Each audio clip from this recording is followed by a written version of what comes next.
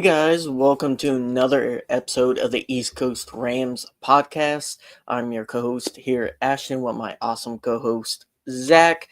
Zach, it's our 100th episode, and just Yeah, not just any episode, our 100th episode. yeah, Crazy. yeah, it's crazy, and we'll just kind of jump into the big news, and we'll kind of hopefully get through the hard stuff first. The Rams moved their playoff game, as everyone has heard, to Arizona. First off, I want to say both me and Zach, we have prayers out and just want to wish the best to those going through this. I've been through something similar, not as bad, with a few hurricanes in Charleston. Luckily, they never hit us, and then a massive flood. So I do know, like, going through stuff like this is a lot worse than what I went through. It's just a part of it. When you're going through these disasters and you see the destruction, it is awful. And you see people get their entire lives wiped clean. And, our prayers are with them. Any comments on that, Zach? No, it definitely sucks. I mean, it sucks for the city as a whole. It sucks for their community. Um, you know, they, my uncle's a firefighter. Mm-hmm.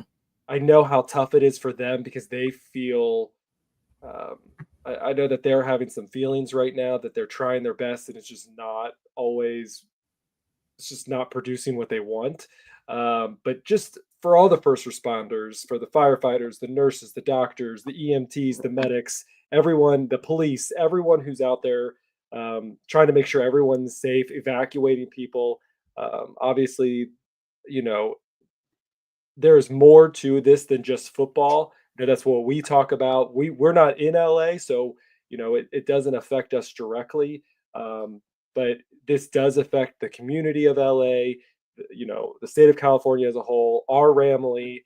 It affects the Rams players, who some of them and there's in the staff, who I've checked in with a couple of the staff that I know, and for the most part, everything seems okay with them and their situation.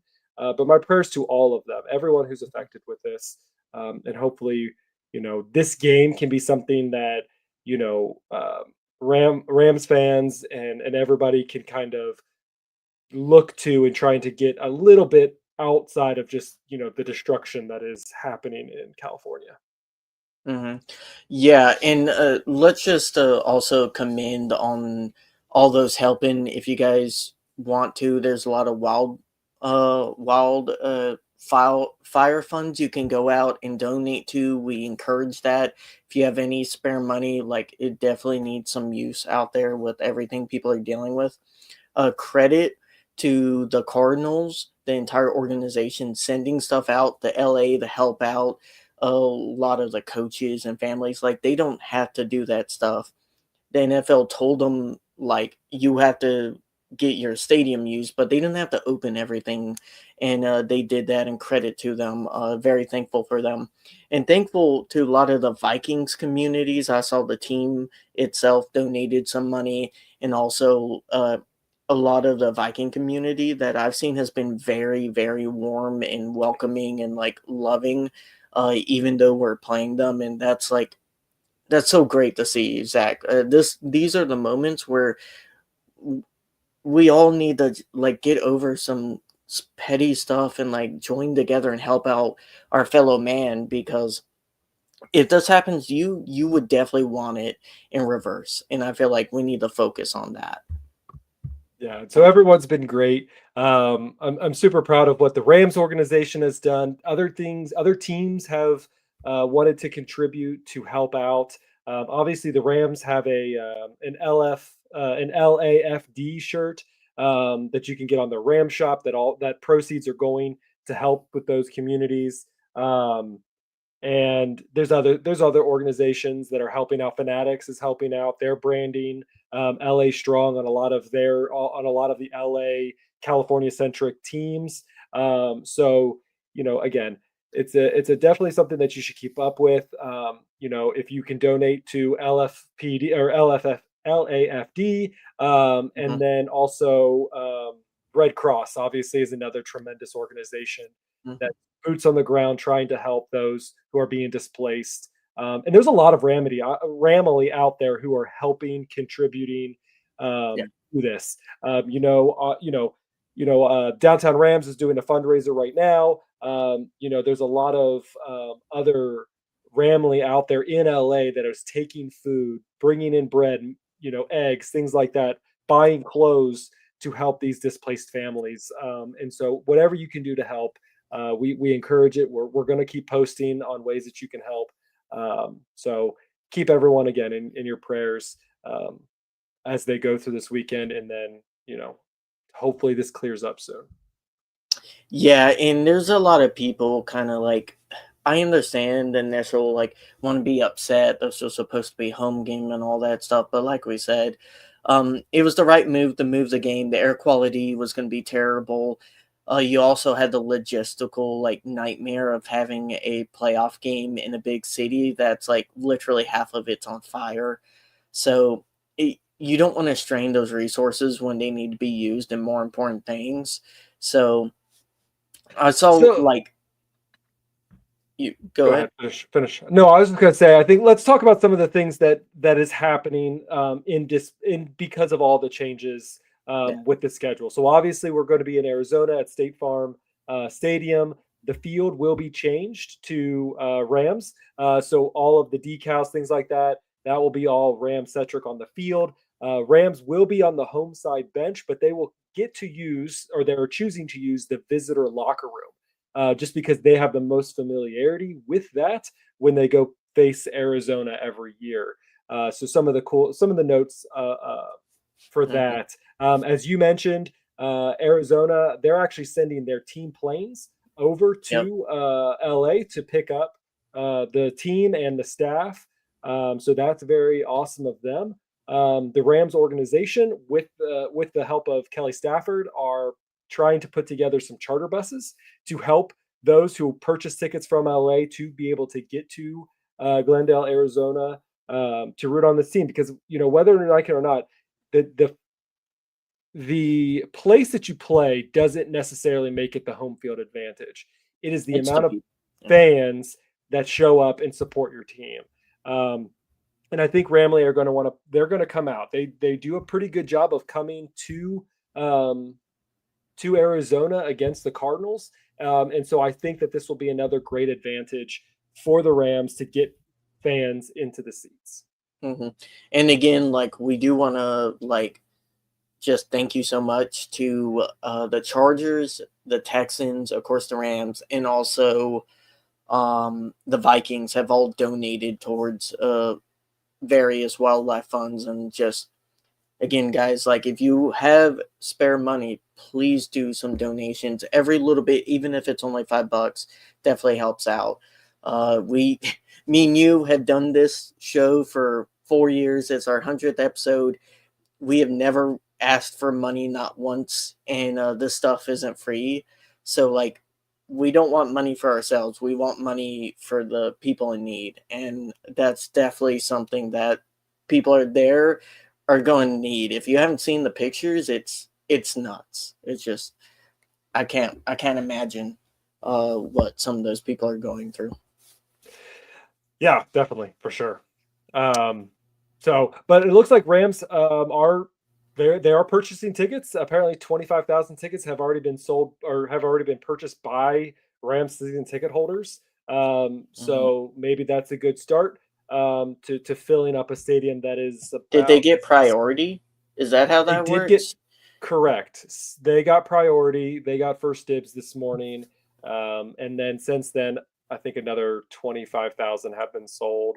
Not specifically to Rams fans, um, There but there is according a to the big Rams, season ticket members bought 25,000 tickets to the game in the first hour they were on sale. The seating capacity is 63,000. Okay.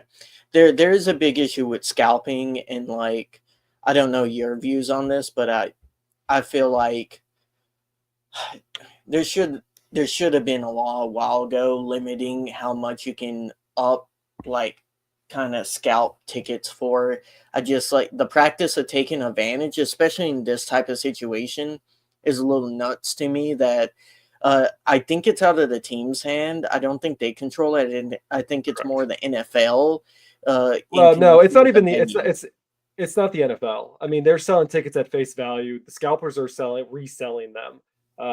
It's really hard to control. It's like season ticket holders who sell their tickets to other fans, and that's why SoFi turns. It is what it is.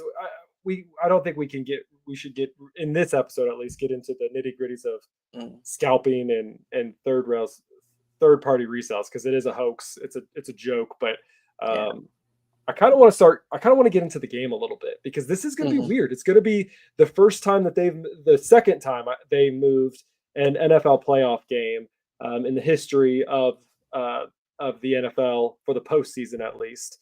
Um, Hmm. and it's gonna be electric. I mean, there's a lot riding on this game, for not just for the Rams, but for the city. The Rams, they want this for the city on top of everything else.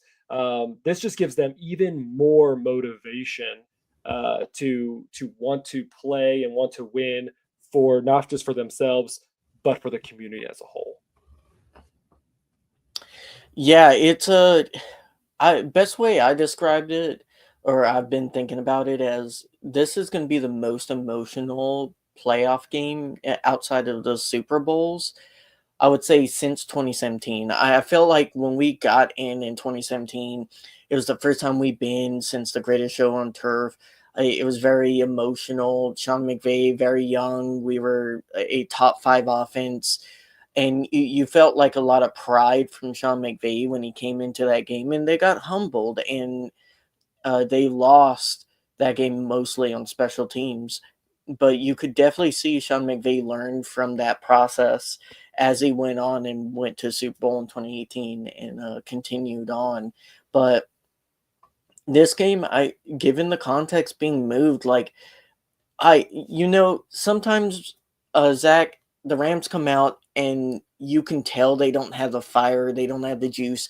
I think of that 2019 Jets game, that like you could tell like the Rams just fell asleep and did not care when they showed up to that game, and they just got clobbered, and they started to come back in the third and fourth quarter, but it was too late against a winless Jets team.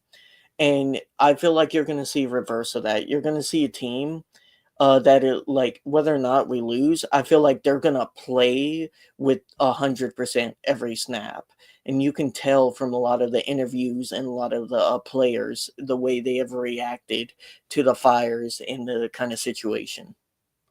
Yeah, to me, this really does kind of relate. It feels closer to the in 2021 uh, when we had that big kind of COVID outbreak. When Jalen Yeah. Ramsey, this was actually against Arizona in I think in State Farm Stadium, where we didn't have Jalen Ramsey. We lost a lot of players right before that game, and the Rams were able to come out and they came out on fire. They were electric and it was good to see them kind of come together as a team. So I do think that this is going to give a push um, to to the Rams, but again, they're going to have to play with all all cylinders on fire. They are going to have to start out of the gate. This Vikings team is a 14-3 wild card team. This is they were one step away of being the first seed, one game away from being the number one seed and getting the first week bye.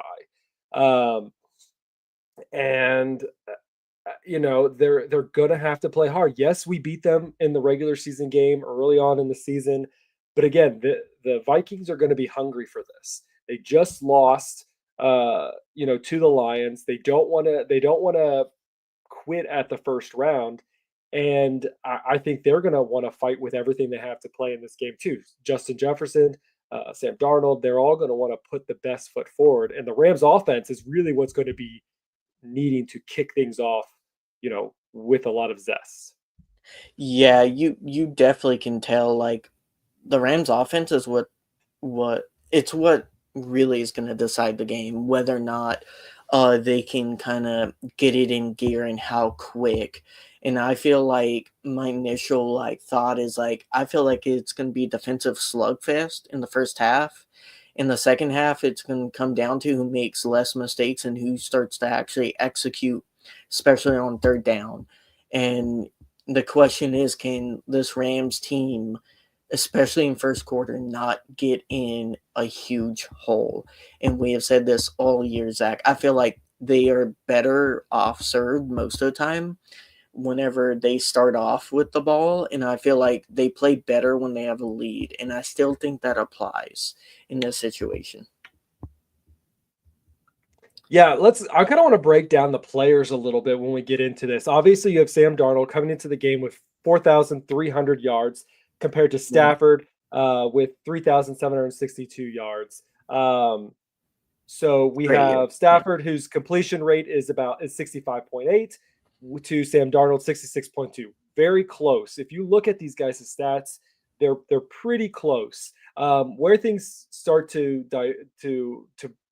be differential is the touchdowns versus the interceptions. You have Matthew Stafford scoring 20 touchdowns with 8 interceptions. And then you also have Sam Darnold, 35 touchdowns to 12 sacks or to 12 interceptions. And so that's something that's going to need to be corrected. We need Stafford to play at his elite level, getting those red zone touchdowns. And that's where we've really struggled all season long is we can get into the red zone and we can score with Kyren Williams, but it's been a struggle it felt like to get the offense to score in a passing game in a lot of these games. Now, I will put a caveat. I think the Vikings are a good team, but you look at their schedule, and overall, it was a pretty weak schedule, like compared to ours, which ours was definitely a really, really difficult schedule If outside not the of. hardest schedule. I mean, Yeah, if you look on the scale of current, like we had the hardest schedule. yes. Outside of the Patriots and really you could say Patriots and Jets being bad teams. Uh, you could also say Bears, but like when we played the Bears, we were, outright all injured and still almost won that game. But like, what are the marquee Vikings wins this year? Uh, they lost to Lions. They lost to us. Yes, they beat the Packers. I mean, I would say that's a good win, but they didn't beat a AFC contender. They didn't beat. Did they beat a single NFC playoff team that's hosting a game? No. No, They they did they not. they beat the Packers, who's a wild card team also. But that's about all. They are in a hard division. And the Yeah, division games and ours were the only games the entire year yeah, that they had issues. I mean, yeah. I mean, you look at we it: New York, the Giants, 49ers, Houston, Jets, Jags, Indianapolis, Titans. Jacksonville, Titans, Chicago, Arizona, Atlanta, So and they Seattle. played the AFC South, which is arguably the weakest division in the entire NFL. Like even the Texans are not good. Like they're by far the worst playoff team. Like Stroud is good, but he's having a down year. Um, Falcons, I mean, Gotta take are a my decent team. Uh, Yeah, so I don't disagree. I do think that they have had probably one of the weakest. I haven't looked at all of the playoff teams, but probably one of the weaker schedules out there. But again, like the key to the Rams winning this game is going to be on the defense side of the ball. If the Rams can just keep the game, keep stay in the lead for most of the game, I think they're going to do it. It's going to come down to the defense because while yes, you have Sam Darnold scoring 35 touchdowns, he got sacked 48 times. And with our defense playing at such an elite level at being able to put so much pressure on that offensive line and to the quarterback, that is going to be at least my key to us winning this game, is keeping that pressure on Darnold, forcing him to make errors, forcing him to, keep the ball and be out of place running it. I think that's going to be our key to winning this game. Hmm. Yeah, out of their last 8 games, their defense has let up 20 or more points 6 out of the 8 times. The only times that they didn't was to the Bears and to the Titans, arguably bottom 10 offenses right there. So I feel like another thing you notice, they played a good amount of rookie QBs this year. And that's one thing where Brian Flores, like his defense is really good against rookies who can't read the blitz, who can't ID, who can't get blocking assignments set up in a quick enough time. So I definitely anticipate Stafford kind of being able to, like he did the first time, anticipate and be able to better read that than rookie QBs. I think what it will come down to is, can they limit those mid-level throws and throws over the middle to Higbee. I feel like a lot of our game plan is going to be quick passes to the outside numbers, and then some stuff to Higbee, and then I'm guessing some screens. You're going to want to do a lot of screen stuff since he's going to try to blitz a lot. So it'll be kind of interesting, the games that McVay versus Flores kind of goes around, because like I said, Zach, like if this offense can be positive after the first quarter and get rolling earlier than later, I'll feel better about this game as it goes on. Yeah, I mean, you look at the game that we had back, way, way, way long ago. At what was it, week 7 or week 8 when we faced them last? Stafford had one of his better games.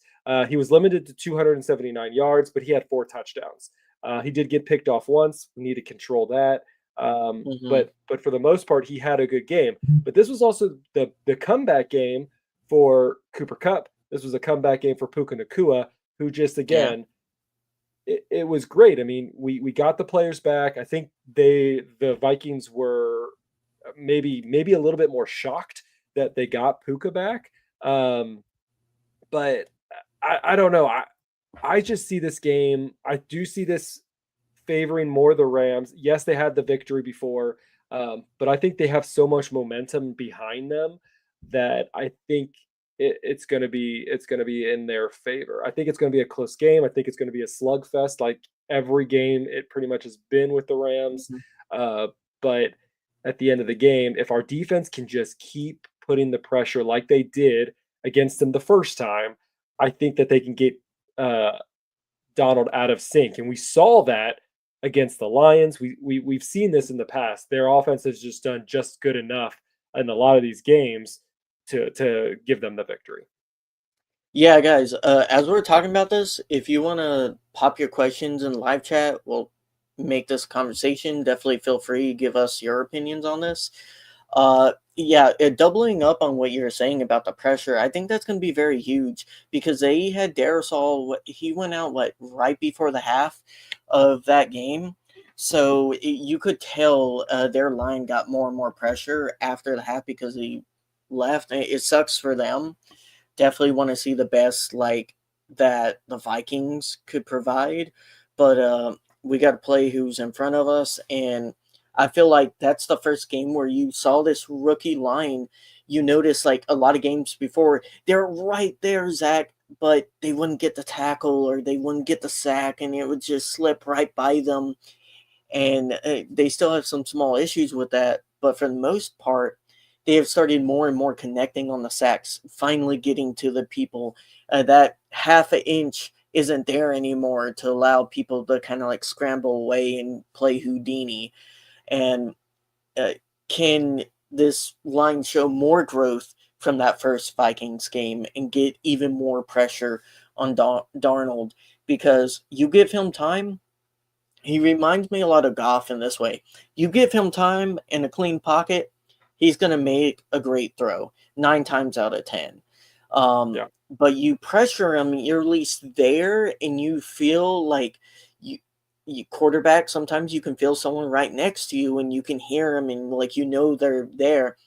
That can cause a second hesitation, cause a slight move of the arm, and that's all Yeah. difference in an NFL game. 100%. Yeah, and the thing the Rams have to get going is they have to get their run game going because you go back and you look at how the Rams have done. You know, they are doing really well when Kyron Williams is getting those 100-yard rushes. Um, you look at these two teams, and I do think that Kyron Williams has the edge as far as being the better running back in this situation. You look at the Rams offense, and they've had more 100-yard rushing than by I think almost triple, if not at least double what the Vikings have had. The Vikings have been kind of sluggish in the run game. I think in total they're about the same, but Kyron Williams has been the better running back, being able to get the more yards, the plus 90 yards pretty consistently throughout the season. Where Jones has had a slump of, he may have, a 102-yard day, but then he's also had a 39-yard day or a 22-yard day or a 47-yard day. You look at Kyron Williams, and he's really only had one slump of a game where he only got 56. So I do think in that case, I think in the running game, the Rams have it by an edge. Obviously, just in general, Kyron Williams has had just so much success in the run game, being able to do those rushing touchdowns and things like that. So especially now with Blake Corum out, I think bringing in Ronnie Rivers as number two, it's going to be more pressure on Williams than it's been. Yeah, I am looking up the kind of player stats there for Rams. In that game, Corum had 97 yards, no touchdowns. I believe that's the game that broke, unless if he caught a receiving touchdown, he did. He did. So He did. he technically broke his streak for rushing, but not for receiving. So it didn't break his touchdown streak. It did break his rushing one, but still good day. Good day in the office for Kyron to get 97 yards. Yeah, I mean, four average isn't terrible. Yeah, we just have to. We got to get going. We got to get Nacua going. We got to get somebody else is going to have to step up in that wide receiver room. Whether it's Robinson, whether it's Tutu, whether that's Whittington, I still firmly believe that you have to have Cooper Kupp and Puka Nacua as your primary 1 and 2, and then I want to see more of Whittington. I want to see more of Tutu. I want to see more of somebody stepping up to help give Stafford more options. Yeah. Again, whether you think that Cooper Kupp, is losing it or whatever, just remember the Rams offense just sucked prior to for 3 of the last 4 games. And the 4th game, they didn't even play any of their starters. So Nacua has been outstanding, but when, Stafford isn't able to even get over 200 yards in 3 of those games, what do you expect Kupp's numbers to really be? If Nakua's numbers were that high, then obviously Cooper Kupp's numbers are going to go down. So I don't like this narrative that Cooper Kupp is washed. Do I think he's not as good as he was, 2 years ago, 3 years ago during the Super Bowl? Of course, he's getting older. Things are going to start moving slower, but I still think he's still a vital role to this offense if they can get the offense rolling. Yeah, I mean, there's not really it doesn't matter what term you use or tag, and that's sometimes stuff like that can be a little silly. Does he lack less separation than he used to? Yes, and that's becoming more and more of an issue. I do think a part of that has also been a problem with Stafford having to rush throws because he was getting pressured. Now, Yeah. he hasn't been sacked, but he has been pressured more this year, I want to feel than in years past. So that's another key is, can this O-line with the consistency hold up, be good in the pass and the run game against a decently stout Vikings team.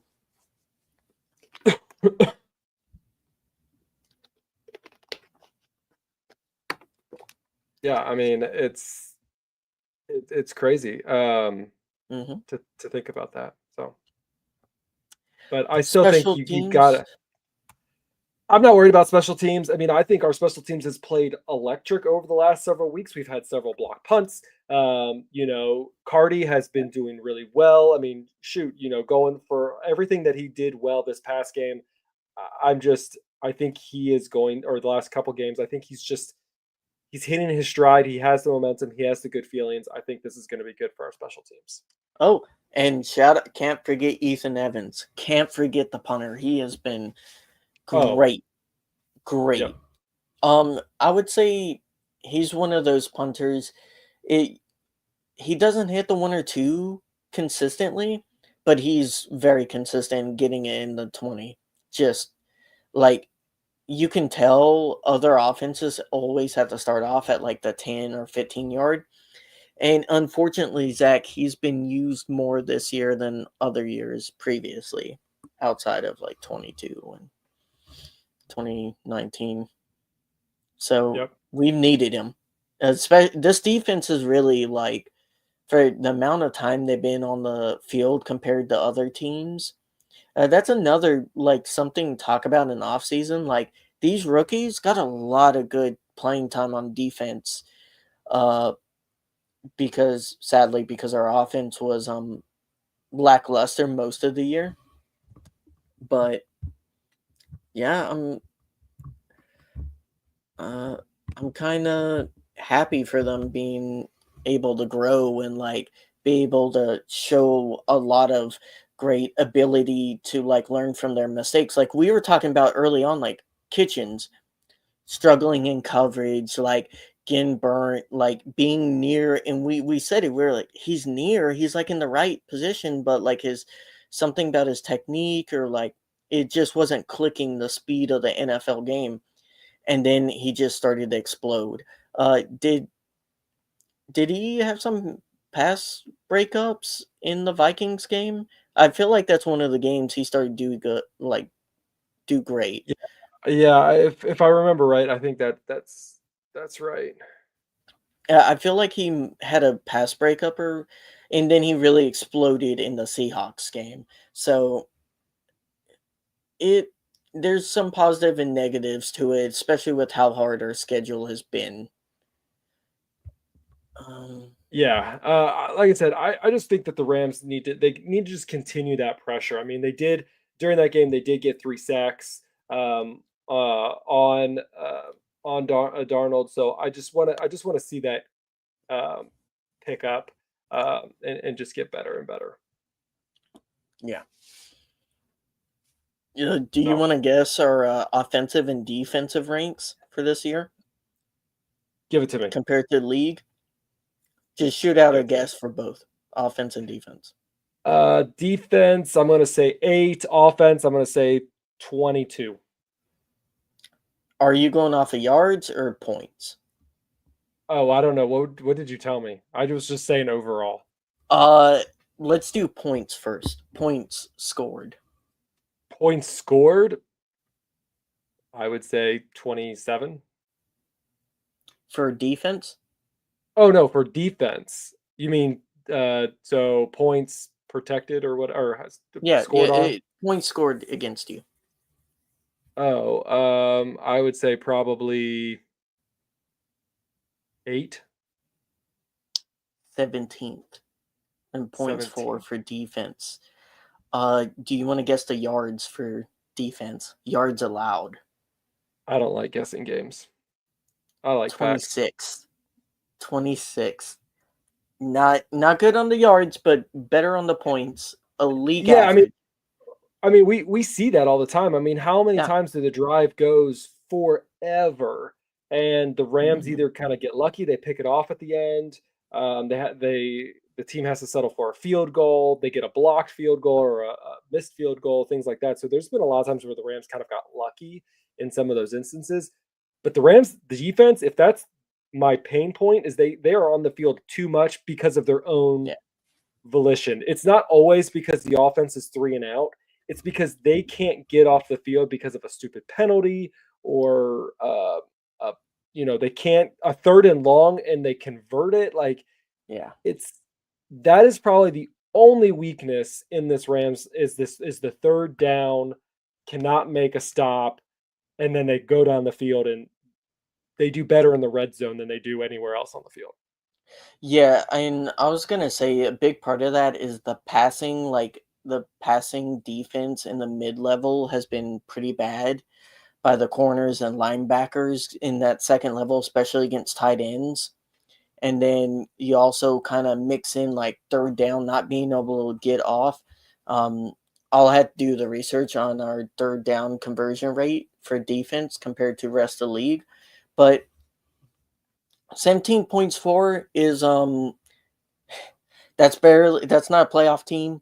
I feel like that's kind of bloated a little bit because of the two blowout. Like when we got blown out, that definitely didn't help out those stats. So I would say realistically, there'd be like 13th overall. And then if you talk about the last 5-6 weeks, it discounting the Seahawks game because we had starters rotating out only in on third down just rotationally.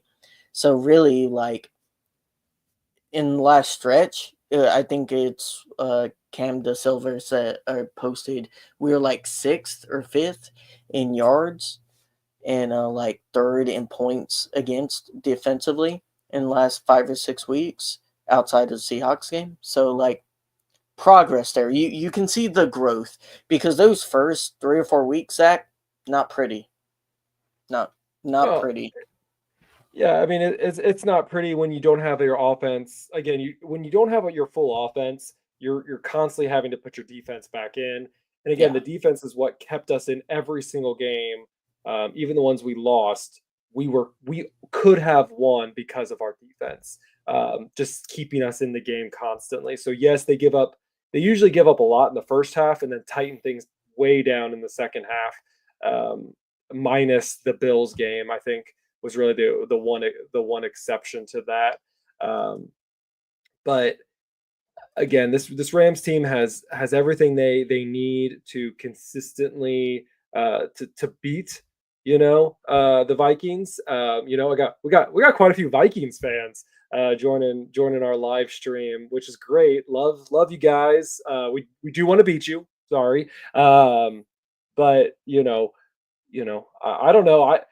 If something did happen, I would probably go more for the Vikings to do better against. I'm kind of over the Lions. So um, even though I'm still a Jared Goff fan, Lions in general, I'm kind of over them. Um, Yeah. especially with this whole, Dan Campbell going up and Oh, saying, we're see gonna you in talk about two that. weeks. Oh, we're going to talk about it because I'm angry about it. But then the Rams, we talk about Rams news here, and so the Rams kind of have that as motivation. Apparently, they have that up in their one of their practice rooms, just hanging up on a wall, reminding them, giving them more motivation. I don't know if you want to give the Rams more motivation to win this game than what they've had to experience, but probably not the classiest move by Dan Campbell. Yeah, I don't necessarily think he meant that as like a insult to the Rams, but like I get using it for motivation. Let me I just probably point wasn't out just the Rams. either way, I'll put it this way. Be careful for like what you wish for, and let me just say to all the Vikings fans watching, thank you for watching first off. Second, I would just I'm just saying you guys have a history in the playoffs of choking big moments. I wouldn't be the one Well, talking smack. That I'm just saying, like or, you're one of the two franchises known outside of the Chargers for choking in the playoffs. Chargers are the only other franchise to be known for doing that more. So I would be more humble. That's all I'm saying. yeah, yeah, I think so. But I do. It's going to be fun. I mean, obviously, we're going to get some familiar faces back into the mix. We got we're going to get to see Cam Akers again. See him on the floor, see if he gets more touches than Jones. It's gonna be Oh, fun. not to mention, Zach, I'm pretty sure their entire coaching staff is from our organization, so I'm just also saying that. Yeah, I mean, it's gonna be Sean Point, the clone of Sean McVay, and clones don't always work out better. Yeah. Uh, Now, than I real will folks. say I love a lot of the players on the Vikings. They have a lot of Yeah, talented players. Justin Jefferson, he's such a dog. Uh, a Hawkinson, lot of respect for that team. yeah, I can't believe the Lions traded Hawkinson. That's wild. They let him go. I love my man Sam Laporta, but Hawkinson is a fantastic tight end. I definitely would look to see how defense stops him because we do a lot of like zone match, so I definitely think we're definitely going to have a zone match on the side with Yeah, I mean we'll Hawkinson's going to be probably our problem. Hawkins is going to be the problem. He wasn't. I don't well believe he Jefferson played. too, but Jefferson too. Jefferson had a good game against us. I mean, he had over 100 yards. Hawkinson, I don't believe played against us the first time around. So that's a different weapon. Their left tackle, if one of the Viking fans wants to comment, I believe their left tackle was also out during that game against them, and then no, I he think got he got hurt in it. during that game. Yeah, he Got it. left right before the second half. But I So, think he's back to playing now. um I don't think he's starting right now. I think it was season ending. Oh, I'm okay. pretty sure, but someone correct me if I'm wrong about that. Either way, like I'll fact check you. I would hope they would double up Justin, but they didn't do that last time. So they kind of just let him eat the underneath and like mid-level routes and just try to contain him. Mm. I would definitely expect like Hawkinson has to be the main mode of attack if I'm the Vikings trying to exploit this Rams defense. Quick passes, the Hawkinson and exploiting the holes in the Rams rush, which other teams have had to do throughout the season. Aaron Jones, if he can play, he'll be big. Yeah, Cam Akers had one big run, but that's been his only big run in the last 2 Yeah, years. I do think the one thing that we really haven't talked about. Let's talk about the Vikings Lions game.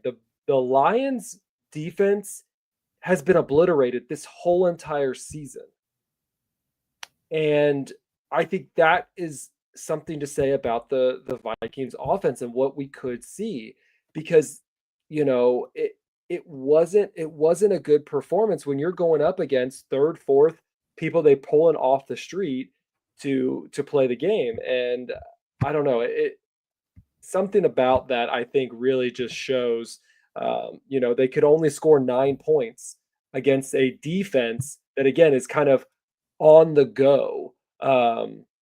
They're making it up as they go. They're pulling people in when someone goes down, and you know it, that's the one thing about the Lions is the Lions seem like you could beat them because their defense should be struggling, but they're not. So Yeah, thank you, Dylan. He says all Darisaw is right, out, all right, and all right. also, just to clarify, I was purposely being a little hyperbolic. I didn't actually mean your entire staff is from the Rams. And I like Kevin O'Connell. I think he's a decent play caller. He didn't really get the option to do that a lot here. Sean McVay is notoriously known for only exclusively calling the plays during the games, and not our OCs do I, more like play scheming and like um, game planning and stuff like that. what I will say about Kevin O'Connell was I think he was this is no diss to any of our other OCs that we've had, but I think he and McVay were one of the perfect tag teams. They were really good at planning how the offense should work, and that offense in 2021 was electric. And again, it's Yeah. obviously the players have to execute, and we had a Mhm. good offensive line, we had protection, things like that. but I believe that O'Connell and McVay together, they were able to make the offense better by being able to scheme better. Sean McVay is great. He's a genius. Still believe in him. But I do think that the OC is responsible for telling McVay when he is not, maybe not being at his best, or giving him more ideas and more options to bring to the table. And I think some of the more recent OCs, I don't think have done that to the extent that Kevin O'Connell did. Um, and Kevin O'Connell has had great success since he's been with the Vikings. So Yeah. again, I do like him. And I do like his coaching style. I think it is truly a tree from the McVay dynasty, if you will. So I like to see his future. I just don't like to see him facing the Rams. Yeah, so it kind of pivoting back to the Lions Vikings game and kind of how that went down. It'll be interesting to see how the Rams take that because you just saw the Lions blitz, and they've been doing this a lot this year. And even though they have different personnel, they blitzed Darnold a whole like a crap ton. I think it was like in the 40s or 50s, something like that. It was a lot for the percentage. The Rams are the opposite style of defense. We've gotten the most pressures in the league without blitzing at all, and not at all, but like one of the lowest amounts. We're in bottom 10 for blitzing defenses. So the question is, will if we choose to continue that and not change for the playoffs, do we just get pressure and cause Darnold to kind of go back to his Jets form? Or do we start blitzing more to get pressure? Because you did see in the like end of some of the last 3 or 4 games, we started seeing a little bit more linebacker blitzes and safety blitz here and there. So that's something, Zach. Like, do you think they should pivot towards blitzing to try to expose that weakness of the Vikings? I think they should at least give it a shot. I mean, again, if you can get that pressure and you can get that blitz, I think it worked well against them when the Lions did it. Um, we just got to be cautious because a lot of times those blitzes can create the big plays that we want to try to avoid. So we need to keep our eyes on it. I think you know our defense is able to scheme up things, and I will just be interested to see how the cornerback position goes. I Yeah. really think seeing if we do get Kobe Durant in the starting role, or if it's going to be more of the mixture back in there. We will have John Johnson the third. He is back in. I don't know how much playing time he'll get, but I would assume it would be a decent size. Since it seems like he was mostly healthy for the last few weeks, they were just holding off until the playoffs to kind of making sure there weren't any other injuries that they were going to have to figure out. And obviously, losing Blake Corum was something that they did not want to see. Yeah, so like if you're the Vikings and you're wanting to really exploit the Rams, the first thing is you gotta be good on first down, especially running, and then you have to be able to throw to your tight end. I feel like Zach, if it's halftime and Hawkinson has less than 50 yards, I think that's going to be an issue for the Vikings. I would be very surprised. But we'll kind of see, and random stuff can also play into the game. All it takes is one like mistake, one flag, a high botch snap going the other way, a block punt or something like that, and it can change the entire rhythm of the game. It can change the play calling and stuff like that. So, playoff football can be unpredictable. Yeah. Um, it's Evan. They say any given Sunday, but especially a emotional game like this, I think the Rams are going to be looking to make plays each down, each snap, and we'll see if that's enough for them because they've been an inconsistent team. The one thing I can give So yeah, have been. Minnesota credit for, they've been consistent. That's why they've been the teams they Well, should be. So they've been consistent in some areas, and and one of those areas is the third down and fourth down. They are consistently good at having a good third down defense and a good fourth down defense. Yeah, They're actually ranked fourth in third down defense and ranked best in fourth down defense. And we've seen McVay is going to go hard in this playoffs. It's win or go home. And so they're going to try everything. If it's 4th and 1 and they have a good chance of getting that, they're going to go for it. Where their weakness of the Vikings are going to be is the run defense. Because again, in the last five of the last 6 games, the Vikings have allowed over 100 rushing yards. In the first 11 games, they only allowed 3. So they need if the Vikings are going to try to succeed, they're going to have to stop Kyren Williams. And Kyren Williams is someone who's really hard to stop. Yes, he doesn't have the explosive plays, but he is still solid for 4 to 5 yards consistently. I think he's averaging over 4 yards a carry. So again, the Rams' victory is going to have to go through the defense and Kyren Williams and get that wide receiver game moving. And then the Vikings, they need to take care of the ball. They have 33 takeaways leading the NFL. So they're going to have to protect that ball and not let the Rams capitalize on that. So if the Rams can capitalize on takeaways, they can be more efficient on first and second down. I think the Rams have this game wrapped up. If the Rams struggle like they have been on third down, 36% is what they've converted on third downs. That is going to be the problem that going up against the 4th best third down defense, that's going to be our struggle. Hey, what do you think is the stem of that issue, Zach, for the third downs? Well, I think you a lot of it's Cooper Kupp? It's lack of a second wide receiver? Because I feel like that's where you want your second wide receiver. Most of the time, your X, is going to be double covered. You shouldn't be able to get it to them unless if it's like a design play. You need your secondary guy to be able to get open against that second DB.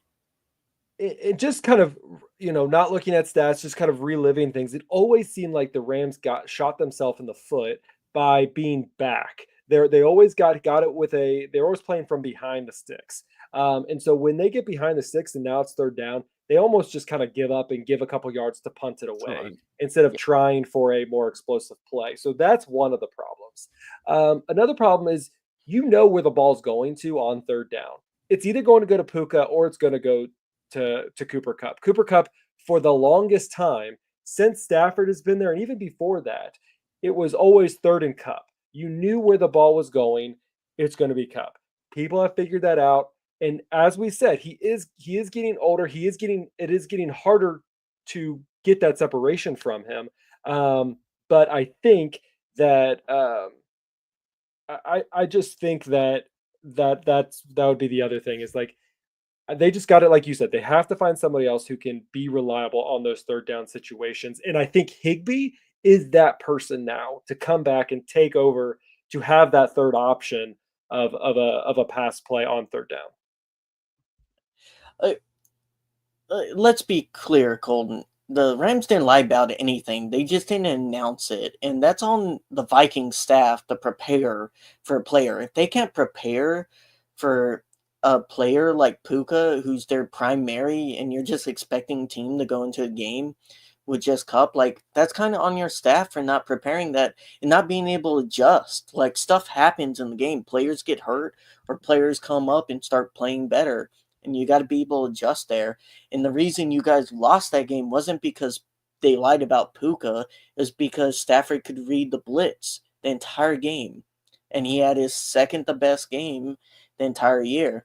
And that brings me to another point I'm going to say is, while, yes, I feel like the Vikings are a more consistent team and they have a lot of great players, I feel like the highs of the Rams, they have a better high point they can reach. That Bills game, especially when it comes to offense. And if this defense and offense can play at the same level in the same game, which they have not done all year, and it doesn't mean they will definitely do it this game, Zach, I definitely you could see us just like demolish a team, but they haven't done that yet. Yeah. Yeah, I this game is going to be interesting. It's going to be good. I do think that it's going to be a shootout. The question is Sam Darnold going to be the future of the Vikings? And I think that's what this game kind of shows. Again, like you can say all you want about about the Vikings. The Vikings are a very good team. They have very talented players. But we said this earlier in the pod. You have to go back and look at their schedule and see who they actually played and who they actually won against. You look at those and you compare the between what the Rams played and what they played. I do think that the Rams had a tougher schedule. When you have to face the Bills, when you have to face the Lion, and again, you guys face the Vikings face the Lions twice. I get it. But we did face the Lions, we did face the Vikings, we did face the Bills, we did face the Eagles, like we did face Green Bay. Like we there were some games, yes, we should have won in 100%, but the Vikings haven't played didn't have a strong schedule to play against. And so that benefited them in the end. So Hey, we try to look at the minute stats, and it's the efficiencies on third down, which the Rams have struggled, and the defense of the Vikings have succeeded. It's how many 100-yard games have you been able to either stop or excelled in. The takeaways are a killer for the Vikings. Again, like we're not trying to, because this, even though we are a Rams podcast, we're trying to give some advantages to the Vikings. And you look at them, and the Rams just seem to have had the tougher road to battle, and they've still been able to be successful. yeah, I'm not gonna post your other message, Colin, just because I don't want to get like limited on YouTube or anything, because you cursed in there. But I'm just gonna say this, like, dude, people have lost their houses, people are homeless now. Loved ones have died, and you want to just like make it about like into an insult. Just grow up, man. Just you need to look at the actual human aspect of this, because our team, even though the NFL rules say we should get a home game, we're not getting a home game because of it, and we don't care. And you're sitting there whining about it, being like, oh, they get more motivation. Dude, people have died. People have lost houses. So get over yourself. And if you can't talk like an adult, just get out of this chat. Like, I don't Uh, get why people can't just be adults. well, they can say what they want. The game will happen however they like. Yeah, The game's going to be called the way it's going to be called. So we like calls, we don't like calls. It's one of those things. We'll continue to evaluate the teams as we see it. But yeah. yeah, it's going to be a good game. I mean, it's going to be like I said, the Rams Hopefully, are going to yeah. have a lot of motivation. They have a lot, and they have a lot kind of inspiring them to make this a good game for LA and for the Ramley. And the Vikings the same way. The Vikings, yeah, they may not have, a wildfire in their backyard, but they want to win. This team has success. They are a 14-3 team for a reason, and they deserve the respect of being in the playoffs. And so I think it's going to be a good game. You got challenges on both sides. Both teams are going to have to kind of figure out how to get over those challenges, and we'll see how it comes Monday night, for better or for worse for either team. So, Yeah. um, And it's going to be up to the offense. It really will, Zach. yeah. If they get above, I think 27 is a magic number here. I think if we get 27 or more, I'd be surprised. But if we end up losing, but anything's possible in the NFL with stuff like that. I think he'll be defensive slog. I think it's more likely to be like a 2017 game, that type of game. I don't know. I think that we could be very surprised in how the Rams play, Yeah, because they have had hopefully. electric moments in their offense. They have motivation. They want to get up and going fast. So I kind of see this as a victory. So super excited to see what this game's gonna be like. And yeah, just it's gonna be fun. I'm glad they're in the postseason. It's postseason football. you play till you're out. And, for us Rams folks, we hope that we continue on all the way up to the Super Bowl. So, Yeah. Ashton, anything else you want to say? We've been talking for an hour. We've had a great live chat going on. Yeah. From both Fantastic. from the family up in Minnesota, or wherever you're at supporting your Vikings, to the Ramley. Yeah. We really appreciate every single one of you who listened. Hope you enjoyed it. I know we are biased to the Rams, but I hope you do realize that we try to look at it from a global view. Yeah. And Objective. I think it's going to be good. I think it's going to be fun. I think we're going to have a good game. Anything else you want to add? Like you said, thank you guys for tuning in. Appreciate all the views. For the most part, I do really want to thank a lot of the Viking fans and community. I think you guys, for the most part, outside of a few bad apples, are just really, really productive and like reaching out and trying to help out, and that's like very well appreciated. There's a lot of people going through pain, and I'll just say, like, what, 1-4, Zac, and who would have thought we would be here? Not me. It's that meme. It's like We ain't done yet. we ain't done yet, and I hope, Zac, I so want to post that after the game. I love that meme. In 21, that was my favorite thing. And for the Viking fans who don't understand that meme, that's from Marcus Peters in 2018, and that's in kind of the Ram fandom as being iconic when we have a playoff win. Is we ain't done yet, or when we Hey, we get got playoffs. Packers fans rooting for the Rams, so we're super excited for I all mean, I fandom to appreciate come it. join the game. We'll take anything, and if you don't mind, you got some extra money, like we said, donate some wildfire funds. Yeah. So I think we're gonna wrap things up here with the East Coast Rams podcast. Again, thank you for everyone who's joined us in the live chat. If you didn't find us in the live chat, you can find us there. We're live every time we go up. We do an episode. You go to youtube.com/@eastcoastrams. It's a great community. Please follow us.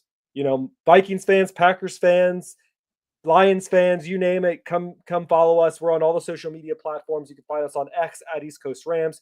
You can find us on Instagram and Threads @eastcoastramspod. You can find us on Blue Sky @eastcoastrams. And then, like I said, youtube.com/eastcoastrams. Please subscribe, leave a comment below.